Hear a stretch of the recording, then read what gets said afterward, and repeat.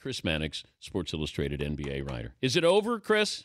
I think it's over, Dan. I can't think of any team in the league that can beat San Antonio 3 games in a row, much less winning 2 of those games on San Antonio's home floor. And nothing, it's stating the obvious, but nothing I've seen in the last 2 games gives me any reason to believe that Miami's going to be any better at slowing down San Antonio's offense in San Antonio or finding ways to create more diverse offense of their own.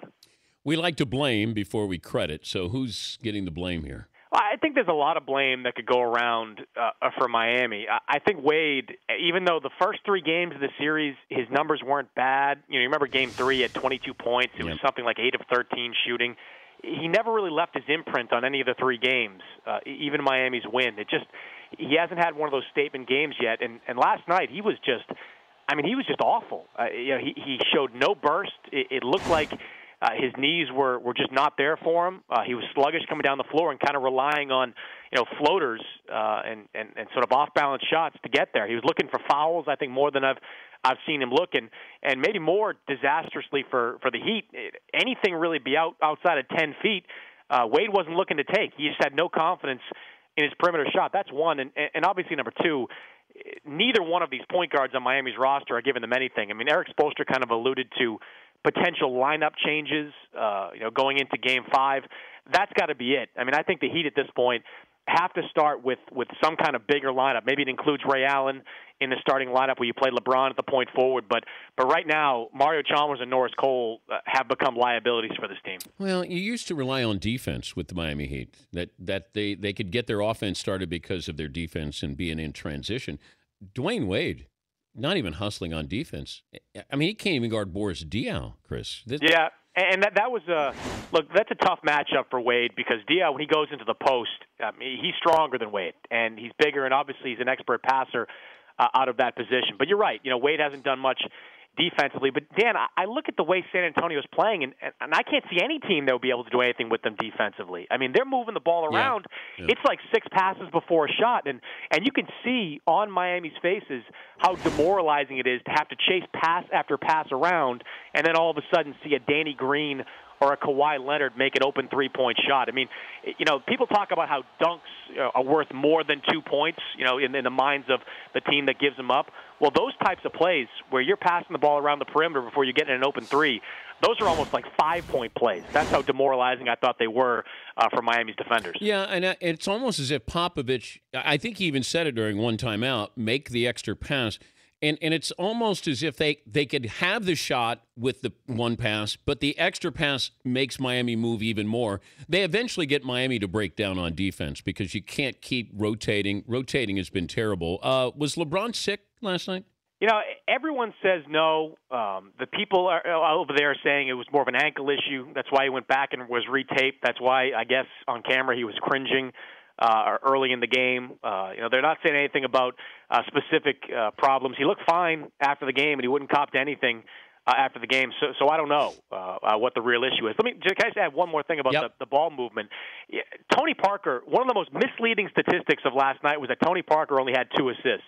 He was leading to those hockey assists almost every time. If he got credit for a hockey assist, he would have had like 15 based on his dribble penetration. He was in the paint, Dan, the entire game, and his dribble penetration and his ability just to demolish Cole and Chalmers, that led to so many open shots. He's going to end his career. People are going to go, oh, my gosh, I did underrate him. People are going to look back on Tony Parker, and they missed. They're going to miss a great career. It's because we value raw numbers a little bit too much. And during the season, Parker only averaged, 5.7 assists, and again, only had the 2 last night. He's never going to put up those great raw numbers, but when he gets into that paint, it's almost Chris Paul-like at times. And he's even more offensively dynamic, I think, than Paul because he can make that floater at a clip than most players can. Yeah, he really is. Great closer. Chris Mannix, Sports Illustrated NBA writer, joining us. You buy these Carmelo stories? I'm working on this draft story next week, Dan, and in the process of it, I've interviewed probably executives for half the teams in the league. And this always comes up at the end of the conversation about what do you make of the Carmelo stuff. And to a man, I've yet to encounter a GM that thinks that Carmelo and Bosh and Wade are going to really leave that much money on the table to make that type of super team work. Now, we can talk about LeBron leaving cash on the table in his salary because LeBron, he makes so much more money outside the game than he does actually playing the game. But these other guys, they don't have that same type of value in terms of endorsements where they're going to be able to recoup money. And if you're talking about signing a long-term contract with Miami of 3 or 4 years, you are giving up somewhere, depending on the salary, somewhere in the neighborhood of $25 to $40 million. That's money you can't get back. And there's nobody really around the league that I've talked to that believes that those 4 guys, or at least the 3 that are not named LeBron, are going to give up that much money to play together. So you see Melo opting out, re-signing with the Knicks? At this point, yeah, I do. Unless Chicago can find some way to make him a max salary offer. And the Bulls, they don't want to do that. They want to see Carmelo take less money to come play for them because they saw what the Knicks had to do to get Carmelo, and they're not willing to gut their roster just to bring this guy in. But if they can convince him to take less money to play with Derrick Rose, to play with Tom Thibodeau, obviously to play with Joakim Noah, who, as we've heard, has been recruiting him, that's maybe an outside possibility. But again, it comes down to the money, and I just can't see Carmelo leaving that much on the table. The report earlier in the week was the Lakers are waiting to name their coach because they want to find out what LeBron is going to do. Do you believe that story, rumor? I think the Lakers, I don't think it's necessarily tied directly to LeBron, but I think the Lakers want to see who they think they can get in free agency, whether it's LeBron or otherwise, and what coach might fit that system. I mean, think about the coaches that they're talking to that are out there. Byron Scott plays one way. George Karl plays another. Lionel Hollins more of a slow-down, post-oriented type of head coach. I think they want to wait and see what free agency is going to bring them before they decide on a coach. I think it's kind of a bizarre decision to do that because maybe the coach that really is the best fit for them isn't going to be waiting around. Maybe if it's a George Karl or a Hollins, they get a job somewhere else, whether it's Cleveland or otherwise. But that seems to be the way the Lakers are playing this. They're not in any kind of rush, from what I've been told, to make any decisions before the draft. Mark Jackson, the story was that he's been contacted by the Cavaliers. I reached out to Mark. He said he couldn't come on if we were going to talk about it. Therefore, it leads me to believe there's something to it. How serious do you think the Cavs are about Mark? They've interviewed a lot of people. Yeah. But is Mark Jackson at the top of the wish list there, or they're just doing a drive-by? No, at this point, I think they're just doing a drive-by.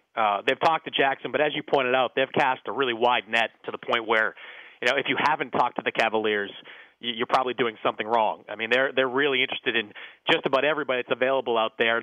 From what I've been told, Alvin Gentry is pretty high on their list. If he's not at the top of the list, he's certainly right there in the top 3. He's got a history with David Griffin, obviously from David's Phoenix days as a head coach. David was the assistant GM out there.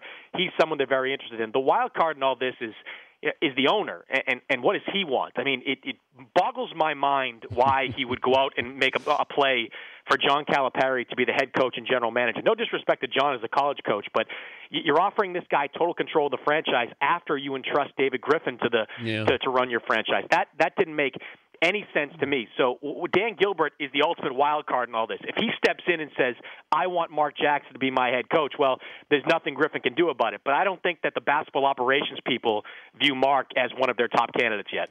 Chris, great stuff as always. Thanks for joining us. All right, Dan. That's Chris Mannix, senior basketball writer, Sports Illustrated.